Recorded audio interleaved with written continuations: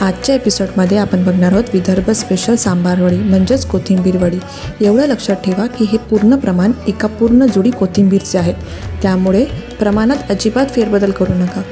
जर तुम्हाला पूर्ण कोथिंबीरचे बनवायचं असेल तर नक्की हे पूर्ण प्रमाण फॉलो करा आणि मला नक्की कमेंट करून सांगा की कशी झाली तुमची कोथिंबीर वडी म्हणजेच सांबार वडी. एक गोष्ट लक्षात ठेवा, आम्ही याला विदर्भामध्ये कढीसोबत खातो. ही खूप फेमस डिश आहे. तर जर तुम्हाला कढीची रेसिपी पाहिजे असेल तर मला कढी म्हणून नक्की कमेंट करा आणि एकदा तरी तुम्ही बघून ट्राय केलंच पाहिजे असं मला तरी वाटतं. चला मग